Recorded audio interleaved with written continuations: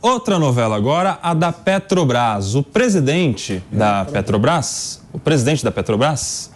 Jean Paul Prats, foi chamado ao Senado para esclarecimentos, meus amigos. A repórter Luciana Verdolim está aqui conosco no Morning Show para trazer detalhes sobre este pedido que foi feito ao Jean Paul Prats para comparecer lá no ambiente do Senado para esclarecer algumas coisas. Lu, explica melhor para a gente. Bem-vinda. Oi, Kobayashi, bom dia a todos do estúdio, a quem está acompanhando a gente. Essa sessão ainda não está marcado, essa reunião da Comissão de Assuntos Econômicos do Senado para ouvir Jean Paul Prats, mas os senadores aprovaram de forma simbólica um requerimento que foi feito, inclusive, pelo senador Sérgio Moro, para ouvir as explicações da Petrobras com relação a essa questão envolvendo o repasse, para acionistas do dividendos extraordinários da Petrobras. Teve um lucro grande, a ideia inicial era repassar para os acionistas parte dos dividendos, mas essa ideia esbarrou na resistência aqui do Palácio do Planalto, porque o presidente tem dito o seguinte: Lula defende a necessidade de se olhar mais para a população, de que a Petrobras tenha um viés mais social. Reclama que os acionistas são privilegiados e que nesse momento é preciso dar mais atenção para quem, segundo Lula, tem aí um sócio majoritário das ações da Petrobras, ou cerca, boa parte da população brasileira teria mais direito do que os acionistas que recebem dividendos. Essa briga veio aqui para o Palácio do Planalto. O presidente da Petrobras, Jean Paul Prats, esteve com Lula essa semana numa reunião longa, durou mais de 3 horas, saiu daqui com um compromisso de que fica no cargo pelo menos por enquanto. Tem o apoio do ministro da Fazenda, Fernando Haddad. O ministro da Casa Civil, Rui Costa, ontem sinalizou que durante a conversa dessa semana não houve nenhum tipo de discussão envolvendo a possibilidade de demissão de Jean Paul Prats, mas há problemas entre ele e o ministro de Minas e Energia, Alexandre Silveira. Os dois andam se estranhando, por isso o que se comenta aqui no Palácio Planalto é que Jean Paul Prats fica, pelo menos por enquanto, à frente da Petrobras. Essa questão do repasse dos dividendos causou uma polêmica tão grande, Bolsa caiu, Congresso Nacional repercutindo uma possível interferência do governo em assuntos internos da Petrobras, o que não seria a primeira vez, porque o presidente Lula defende, por exemplo, redução no preço dos combustíveis. Tem reclamado muito que não dá para manter a paridade dos preços nacionais com o mercado internacional, o preço do petróleo no mercado internacional, porque afinal de contas nós somos autossuficientes na produção de petróleo, por isso Lula diz que não dá para, toda vez que aumenta lá fora, o consumidor brasileiro também ser prejudicado, e é isso que os senadores vão querer conversar com o presidente da Petrobras. Chamou atenção nessa votação rápida e simbólica ontem na Comissão de Assuntos Econômicos, Kobayashi, é que ninguém dos governistas, nenhum senador governista se colocou contra esse pedido, esse convite para que o presidente da Petrobras venha aqui ao Congresso Nacional prestar os seus esclarecimentos. Agora, vale lembrar que foi aprovado apenas um convite. Ele não é obrigado a comparecer. Costuma vir até para demonstrar boa vontade para com os parlamentares, mas oficialmente ele não é obrigado a comparecer ao Senado Federal nessa sessão que ainda vai ser marcada na Comissão de Assuntos Econômicos. Tá aí a Luciana Verdolim trazendo detalhes deste convite que foi feito ao presidente da Petrobras para comparecer no Senado e prestar esclarecimentos. Obrigado, viu, Lu? Vamos falar sobre isso, muitos assuntos aqui, Vamos começar pela questão política.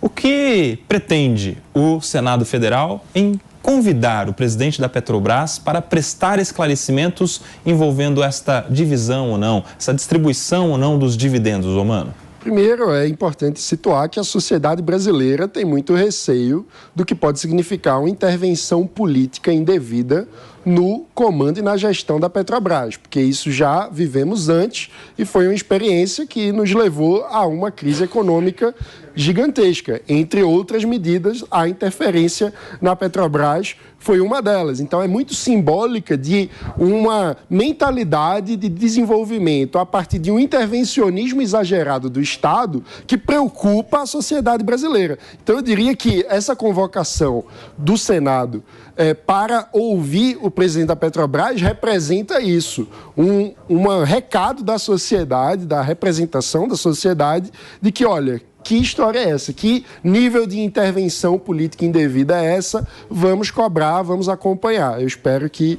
seja esse o recado do Senado. O Felipe Monteiro, lembrando que o presidente da Petrobras não é obrigado a comparecer. Ele foi convidado, então ele tem a opção de ir lá prestar os esclarecimentos ou não. Qual é a sua aposta? Você acha que ele vai? Ele deve ir. Eu creio que ele deve ir. Mesmo sendo opcional, eu acho que ele tem que ir e tem que explicar para o pessoal da Câmara dos Deputados, né? No caso é o Senado. O Senado, no caso, desculpa, qual que é a real política da Petrobras.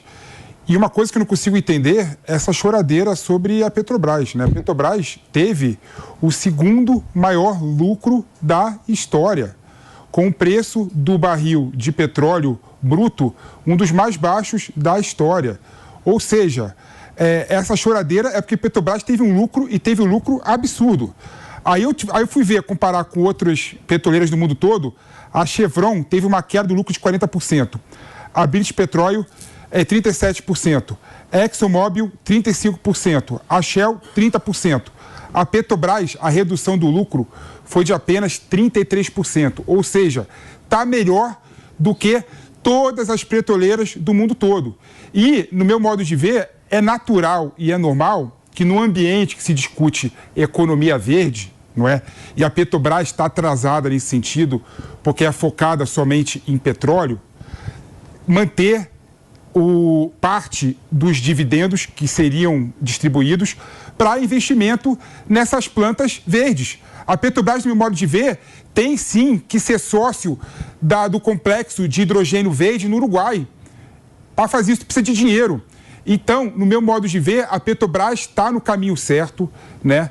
E está no caminho certo desde o começo desse governo. Espero que o presidente da Petrobras vá até o Senado e fale isso abertamente, de forma transparente, para todos os senadores e para toda a população, porque quando você olha o número, você vê que a política foi acertada. Diego.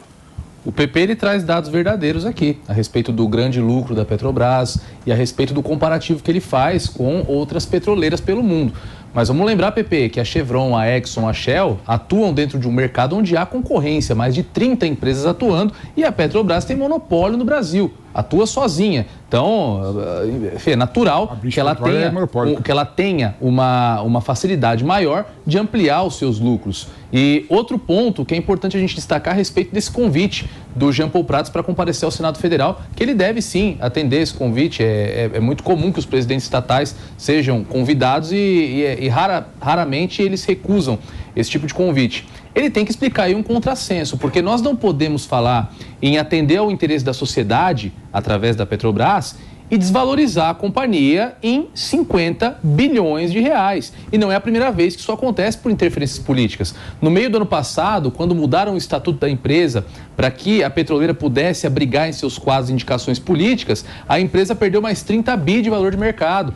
Quando o atual governo foi eleito, justamente pelo temor do mercado de que essas interferências seriam feitas na gestão da empresa, a empresa perdeu mais 35 bi de valor. Então é mais de 100 bilhões de desvalorização de 2023 para cá. Isso tem que ser explicado para a sociedade brasileira. Ô, Manu, para contextualizar isso que dizia o Diego, o convite no Senado foi feito após o Conselho de Administração da Petrobras decidir pela proibição do pagamento de dividendos extraordinários para os seus acionistas. Com essa decisão do Conselho de Administração, em um dia, a estatal desvalorizou 55 bilhões, um dia. 55 bilhões de desvalorização em um dia. Eu imagino que qualquer acionista que faça ali um investimento, ele pretenda acessar os dividendos de alguma maneira, né? Senão não colocaria dinheiro. E pretende ter também os seus interesses representados no Conselho de Administração da empresa em que ele é acionista, né? E a questão aí é, qual foi, de fato, a origem dessa decisão? Não foi cá para nós. Não foi uma coisa orgânica que aconteceu na discussão entre os acionistas da Petrobras. Foi algo que veio da presidência da República, veio da política. Então, o apetite da política em interferir na governança de empresas estatais é algo que assusta o brasileiro e assusta porque nós temos esse histórico. Sempre foi um desastre econômico, sempre foi algo que colocou as estatais a serviço do interesse paroquial de políticos. O antigo presidente da Câmara dos Deputados ficou conhecido, o Severino Cavalcante, por ter dito que ele queria qual diretoria? Aquela que fura poço.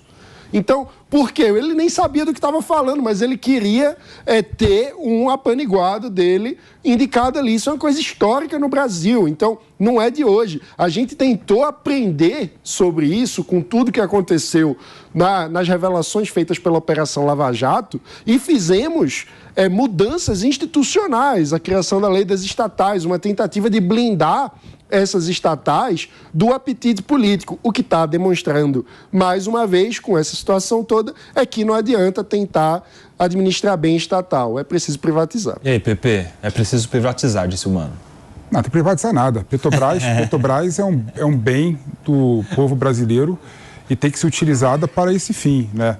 Eu acho interessante quando o pessoal coloca pressão política, coloca a lei que foi alterada das estatais, né? Eu gosto de trazer um caso concreto que aconteceu nos Estados Unidos, que o vice do Bush, né, foi o Dick Cheney, né, na época, né?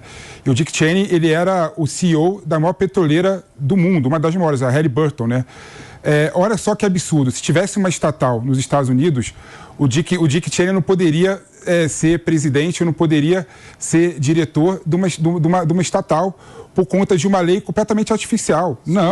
Escolhas, meu. O grande problema que eu vejo dessa discussão trazida aqui sobre a lei das estatais em relação à indicação de político para cargos técnicos, né, é a tal criminalização da política. Infelizmente, nós temos uma ideia... já discordou. Nós temos uma ideia de que o político é errado, o político é incompetente. Não. Tem vários políticos competentes. Tem vários políticos que... Inclusive, deixa eu te falar uma coisa. Por exemplo, o nosso comentarista aqui, Beraldo, por exemplo, ele é uma pessoa que tem pretensões políticas, inclusive foi candidato à eleição, não é? Se ele for deputado federal ou for de um partido político, eu quero mais que ele seja diretor da Petrobras também, né? Ou seja, você vê, por exemplo, que há diversas distorções quando você traz para o caso concreto. Tem político competente e tem político com capacidade técnica para ser diretor de empresas estatais. O que não dá é para colocar alguém lá incompetente. Isso que a gente tem que falar. O que não dá é para ignorar a história do Brasil. O que não dá é para ignorar o que já aconteceu infinitas vezes com o uso indevido das estatais. Por isso que eu defendo privatizar tudo. Privatizar tudo? Porque não adianta. Não adianta. A solução do Mano é privatizar tudo. Todas as empresas. Ao invés de você mudar... Por quê? Porque a gente no Brasil, a história nos ensina que as estatais são usadas pelos políticos para os seus próprios interesses, não para o interesse social. Mas muda não é o interesse público. Muda isso aí. Mas como que se muda isso? Muda isso aí. Não dá para mudar. Quando você tenta um artifício, por exemplo, de criação de governança para evitar conflito de interesse, criando algumas regras básicas. Conflito de interesse é o que o compliance de qualquer empresa possui. Quando você tenta criar esse tipo de regra, o que acontece? Muda a gestão, muda a regra de novo. Ou seja, a gente fica eternamente o problema não está aí, mano. Gelo com as estatais. O problema não está aí. O problema não está aí. Onde está o problema? O problema é que, infelizmente, o Congresso Nacional não faz o seu papel de fiscalizar, o seu papel bom de sabatinar. O que tem que ser feito e tem que ser colocado é o seguinte: político bom e competente, que tenha conhecimento da área, pode muito bem ser diretor de empresa estatal. Eu te falo uma coisa que vai doer em você. O que você acha daquele do liberal... o avô do presidente do Banco Central? Roberto Campos. Roberto Campos poderia ser diretor de estatal? Sabe o que ele dizia? No Brasil. Poderia ser. Agora toma, Pepe. Poderia ser diretor de estatal. Pepe. Frase do Roberto Campos. No Brasil, empresa privada como a Vale é aquela que é administrada pelo governo. E empresa pública é aquela que ninguém administra. Essa é a frase do Roberto Campos. Tudo bem. O Roberto Campos... Ficou ruim agora, hein? Azedou, Pepe. Azedou nada. Isso só corrobora o que eu falei. As empresas estatais têm que ser administradas, bem administradas. Aí eu pergunto, mano, o Roberto Campos, que era um político, tinha ou não tinha condição de ser diretor de uma estatal? Isso é uma exceção. Responde. Responde sim ou não. Não tinha. Não tinha. Então, por quê? Joga no lixo, então. Ô, Pepe, Por quê? Porque a estatal não... Tem várias exceções, cara. Vamos lá, um de cada, Várias gente. exceções. Um de cada. A exceção é justamente o político técnico. Essa é a grande Tem exceção vários, do Brasil. tem vários. Tem vários. A grande Tem maioria vários. dos políticos que nós temos no país hoje dedica a sua vida à política. É carreirista. É o cara que tem 5, 6, 7, 8 mandatos. É o cara que fez da política a profissão Isso é retórica. de fé. Isso é retórica. Não é retórica, não. Vamos fazer uma pesquisa Vamos na fazer Câmara uma dos pesquisa Deputados, aí. no Senado. Vamos ver quantos mandatos tem os parlamentares. José- As taxas de renovação do Congresso Nacional, das Assembleias Legislativas, é baixíssimo. Nós temos muitos carreiristas políticos, infelizmente, e nós temos que priorizar, sim, técnicos nesses postos, porque é o técnico que faz a gestão mais eficiente. Inclusive, Pepe, você que é um grande legalista, sabe que o princípio da eficiência está lá disposto no artigo 37 da Constituição. E para priorizar o princípio da eficiência, nada mais justo que se coloque um técnico num posto de poder. Isso é o óbvio do óbvio. Permitir uma indicação política até pode ser viável, desde que se garanta que esse político que está sendo indicado é de fato um técnico, porque o histórico que nós temos no Brasil é aquele cara que ele consegue ser secretário de Segurança Pública, de Educação, de Saúde, vai passando o governo e ele vai mudando de cargo. Isso é um verdadeiro absurdo. A gente viu isso na reforma ministerial. Isso é o que garante que nós tenhamos uma das piores gestões públicas do mundo. Eu tenho dó desse seu pensamento. Eu tenho dó desse pensamento que reflete eu também tenho exatamente dó do seu. a falência. É verdadeira. A falência do Brasil, não é?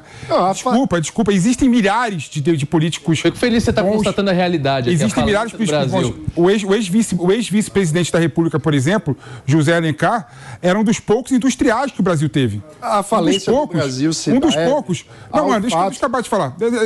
Ou seja, quando você... Tem que ser rapidinho. E outra coisa que eu acho problemática é essa ideia de que só pode ser membro da direção de empresa estatal político técnico. Não. O político tem visão de longo prazo. O político bom tem visão de longo prazo. O político bom consegue reconhecer os técnicos embaixo que subsidiarem com informações técnicas. A visão de não longo é por aí. prazo é a próxima eleição. Não é por aí. A visão de longo prazo é a próxima eleição. Mas aí que está o errado. Mas é isso você que tá acontece no Brasil. Você está pegando o que está errado e está querendo fazer uma justificativa. A gente precisa fazer instituições com base na realidade. Turma, Maninho, discutindo aqui toda a polêmica envolvendo a Petrobras, o presidente está pressionado, mas há uma garantia por hora de que ele continua à frente da estatal e foi convidado no Senado para prestar esclarecimentos. E aqui a gente entrou, a partir deste fato, deste assunto, em um grande debate em que discutiam Diego Tavares, Felipe Monteiro e Mano Ferreira sobre tem que privatizar, não tem que privatizar, tem que ter político em estatal, não tem que ter político em estatal. E aí a gente encerrou o bloco anterior neste assunto. Quem quer recomeçar? Eu aqui. quero. Vai lá, mano. Eu acho que tem um ponto fundamental. A gente precisa aprender com a própria história. O Brasil viveu uma de suas maiores crises econômicas de todos os tempos, o efeito de uma pandemia sem ter pandemia, em função dessa mentalidade de projeto econômico do dirigismo, do intervencionismo estatal. E a gente tentou fazer ajustes institucionais, como a lei das estatais, para tentar blindar essas empresas da interferência política, e o que a gente está vendo é que muda a gestão, todas essas regras mudam de novo, a gente não aprende nada e repete os mesmos erros. Isso condena o Brasil a não se desenvolver. Então, a gente tem que aprender com isso. E nesse sentido, o que eu acho mais importante é que, quando a gente perde energia pública debatendo sobre uma empresa de petróleo, a gente deixa de debater sobre política de educação, política de saúde, aquilo que, de fato, é prioridade do Estado fazer para termos oportunidades para as pessoas desenvolverem os seus talentos e serem donas de sua vida. Então, a gente precisa enxugar o Estado e isso quer dizer privatizar essas empresas. Ô, Felipe Monteiro, você sabe que uma das questões que está gerando esse convite ao Jean Paul Prats lá no Senado é uma suposta interferência do governo na Petrobras. Essa questão envolvendo o preço dos combustíveis, a comparação com o que está sendo praticado lá fora, né? Como é que chama? A política paritária de preços? Paridade internacional. De paridade internacional, se há ou não há uma defasagem, quem é que ganha, quem é que perde. E isso tem a ver com o que falava o Mano. Não, o discurso do Mano é o discurso que grande parte da população repete, né, reproduz, que parte da premissa seguinte, tem corrupção na Petrobras, tem corrupção em estatal, logo vamos blindar a estatal de político, como se o político e a estatal fosse o problema. A gente viu recentemente aqui o maior caso, por exemplo, de corrupção numa empresa privada, a Lojas Americanas, por exemplo, né? Ou seja, corrupção, problema de ganância tem tanto no público quanto no privado. E não dá para você utilizar esse argumento de forma a defender a privatização, porque o problema não está por aí. São 10 horas e 57 minutos, quem estava no intervalo da rádio está voltando, a gente está continuando aqui o debate sobre privatização, Petrobras e tal.